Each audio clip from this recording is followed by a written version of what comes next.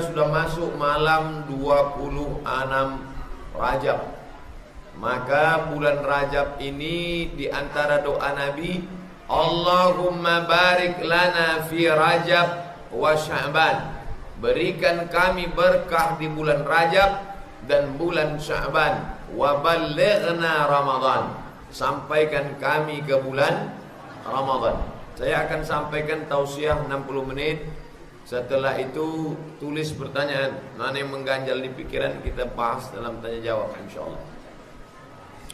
Kalau ada yang mengatakan hadis ini dhaif, memang doa Allahumma barik lana fi Rajab wa Sya'ban wa balighna Ramadan itu hadisnya dhaif.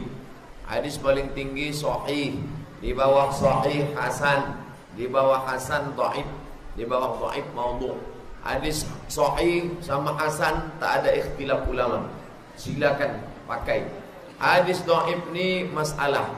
Ada setengah orang menolak hadis dhaif. Asal hadis tu dhaif tak boleh pakai sama sekali. Lalu kemudian kata Imam Nawawi, ahli hadis, yang kitabnya kita kaji setiap Senin malam di Masjid Raya Senapulan, ajma'al ulama ala jawazil amal bil hadis dhaif. Sepakat ulama ijma' boleh beramal dengan hadis dhaif. Nah, jadi kalau ada ustaz nanti berceramah baca doa Allahumma barik lana fi Rajab wa Sya'ban wa ballighna Ramadan, memang betul hadis dhaif, tapi boleh dipakai. Hadis dhaif boleh dipakai kalau cukup 5 syarat. Tidak dalam masalah akidah, bukan masalah hukum halal haram. Tidak ada periwayatnya yang kadzab, pendusta, pembohong. Masih bernaung di bawah hadis sahih. Dan untuk fadail amal, untuk motivasi amal. Nah, jadi jangan berkelahi gara-gara hadis dhaif. Allahumma barik lana fima razaqtana wa qina azabannar. Hadis dhaif. Iqra'u Yasin ala mautakum, bacakan Yasin pada orang mati. Hadis dhaif. Allahumma laka sumtu wa bika amantu. Hadis dhaif. Siapa yang baca surat Al-Waqi'ah maka diselamatkan dari miskin, susah, melarat. Hadis dhaif. Nah, ini banyak sekali hadis dhaif. Jangan berkelahi gara-gara hadis dhaif. Nah, ini selalu saya sampaikan. Lalu kemudian Rajab salah satu dari 4 bulan haram. Minha arba'atun hurum. Ada 4 bulan haram, bulan mulia. Zulqa'dah, Zulhijjah, Muharram, Rajab. Nah, jadi tak banyak lagi. Paling tinggal 5 hari lagi habislah Rajab. Nah, apa amal yang bagus dibuat? Mengqadha puasa yang bulan tahun lalu tinggal. Ibu-ibu pasti 7 hari puasanya tinggal tahun lalu. Mau diganti di bulan Syawal tak jadi-jadi. Banyak kue hari raya. Mau diganti di bulan Zulhijjah tak juga jadi. Karena banyak daging kurban. Menyipak kaki kambing dari kulkas. Nah, inilah kesempatan di bulan ini. Besok pagi hari Kamis, malam ini bangun berniat, nawaitu sauma qadha. Aku berniat puasa qadha. Puasa qadha mengganti Ramadan yang tinggal lalu. Aku berniat puasa qadha karena Allah Ta'ala. Siapa yang puasa besok pagi dapat pahala 3. Pertama, lunas qadha 1 hari. 2, dapat pahala puasa Kamis. 3, dapat pahala puasa Rajab. Niatnya 1 saja. Aku niat puasa qadha. Jangan aku niat puasa qadha sekaligus puasa Kamis, sekaligus puasa Rajab. Tak perlu, 1 saja. Ini motivasi bagi yang tinggal puasanya. Ramadan lewat sudah. Sekarang sudah Rajab, Sya'ban, Ramadan lagi, 1 kali lagi Ramadan. Siapa yang tidak mengganti Ramadan yang lalu sampai Ramadan ini, lewat Ramadan nanti, maka kena denda 1 hari 1 mud. 1 mud 7,5 beras. Maka kalau dia mengganti Ramadan ini sampai ke Ramadan, hanya qadha saja. Tapi kalau lewat Ramadan, qadha 1 hari plus 1 mud setiap 1 hari. 1 mud itu 1 sukatan, setelah ditimbang sekarang 7 on setengah. Begitu dalam kitab fikih yang menjelaskan tentang mud, kemudian sa'. 1 sa' itu 4 mud. 1 mud 7 on setengah. Jadi kalau begitu 1 sa' 3 kilo. Saya pakai yang itu. Kalau ada ustadz nanti yang berpendapat 2 kilo setengah, ada ustadz yang berpendapat 1 sa' itu 2,7, ada. Tapi baguslah kita pakai yang lebih, karena andai dia lebih terhitung sebagai sedekah. Andai dia kurang, na'udzubillah, nanti kita dituntut di hadapan Allah Subhanahu wa taala. Ibu-ibu yang ada hutang puasa belum mengganti, gantilah besok. Ternyata ibu-ibu yang diingatkan hutang puasa, bapak-bapak lebih banyak lagi hutang dia.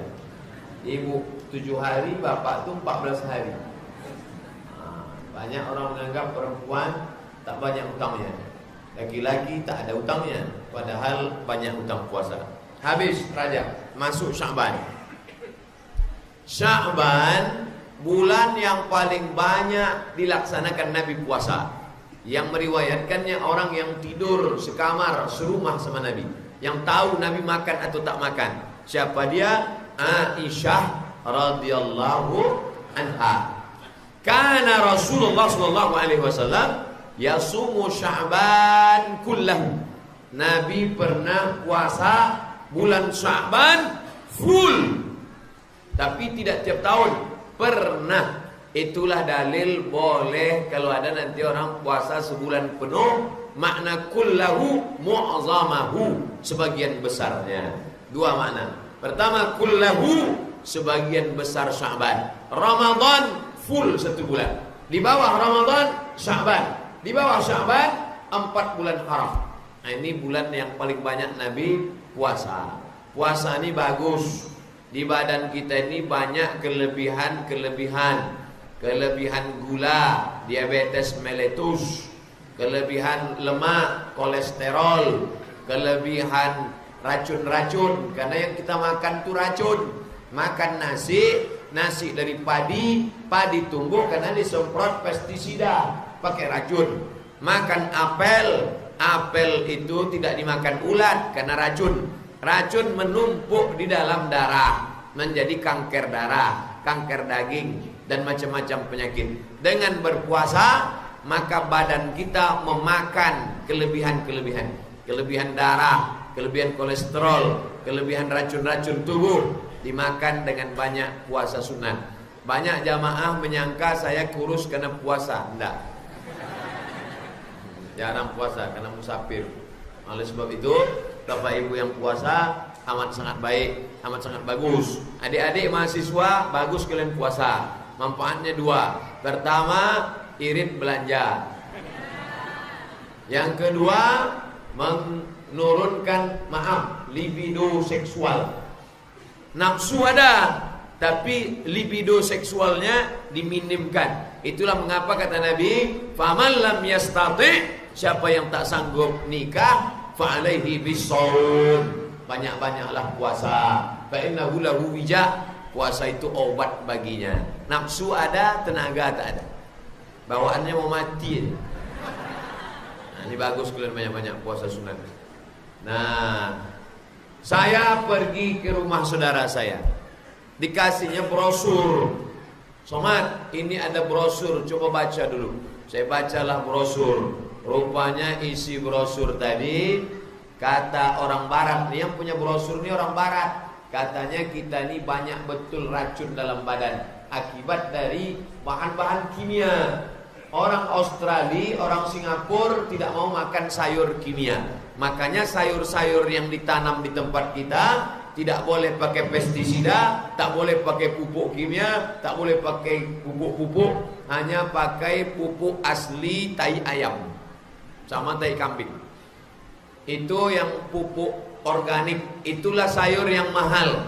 Sayur mahal karena pakai pupuk kandang, itu untuk orang Singapura. Sedangkan orang kita makan sayur yang penuh dengan pestisida. Makanya orang Singapura sehat, awak cepat mati.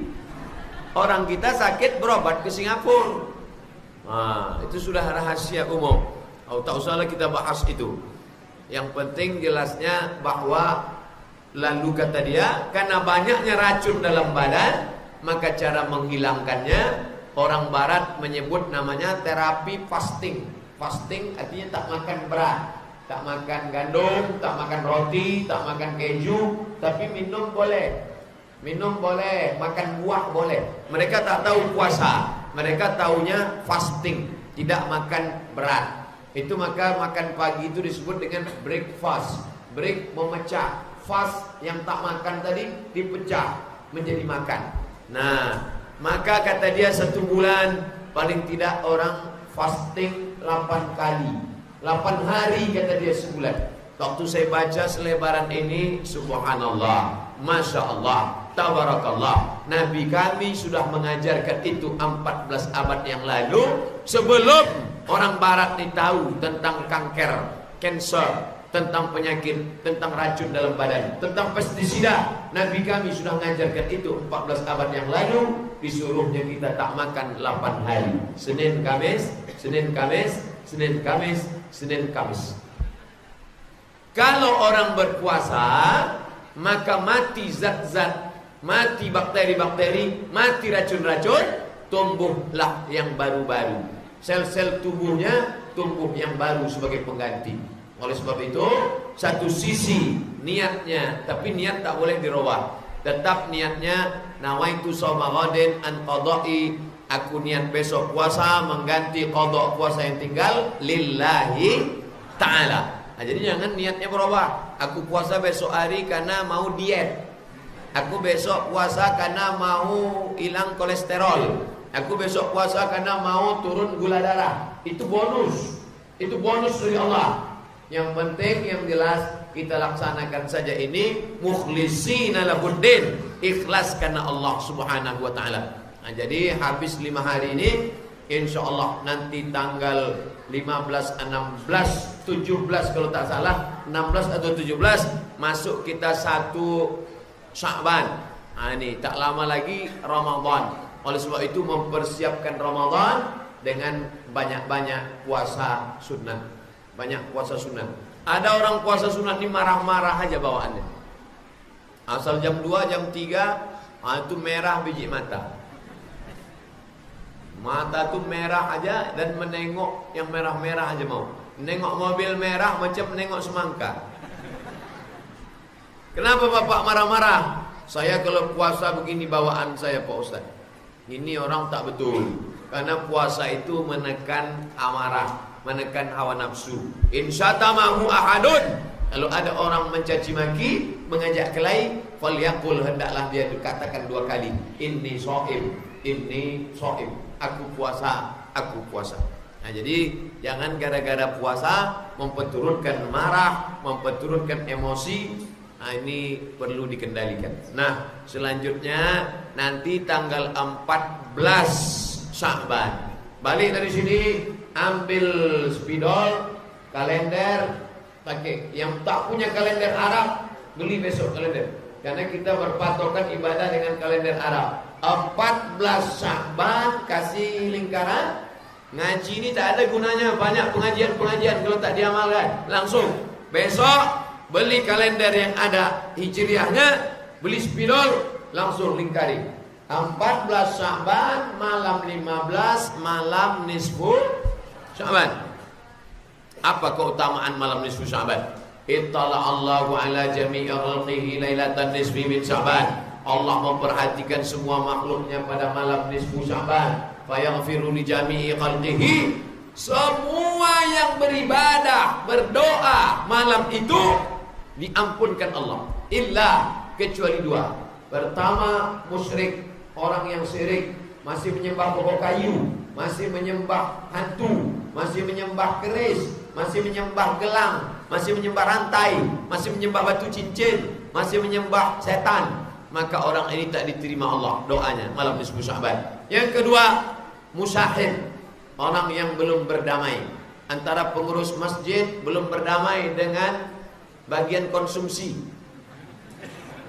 karena belum dibayar catering kemarin. Antara jamaah belum berdamai dengan pengurus, karena ada yang sakit hati.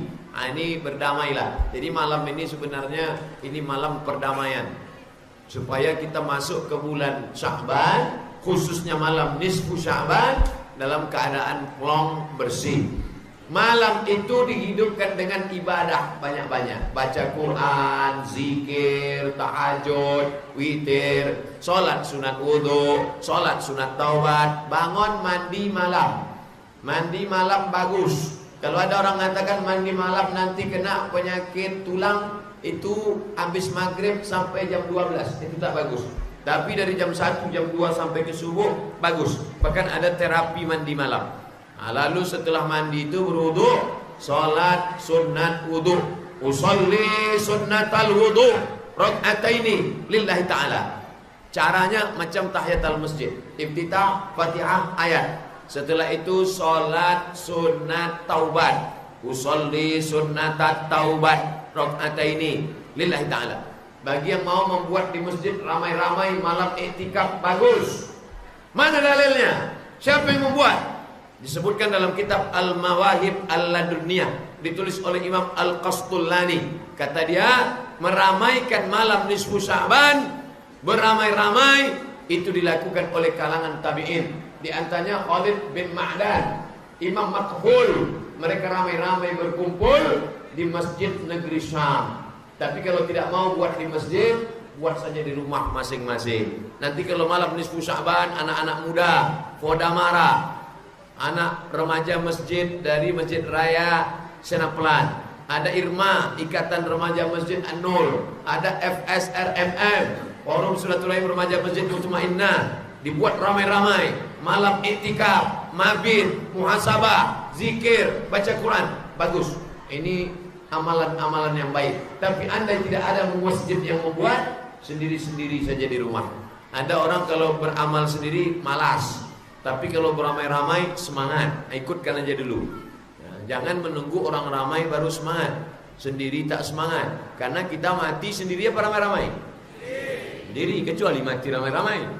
Walaqad ji'tumuna furada. Kau akan mati sendirian. Kama khalaqnakum awwala marrah. Sebagaimana ku ciptakan dulu kau sendirian, kau pun akan mati menghadap aku sendirian. Begitu kata Allah Subhanahu wa taala. Lewat habis nisfu Sya'ban, di akhir Sya'ban. Ini ada larangan.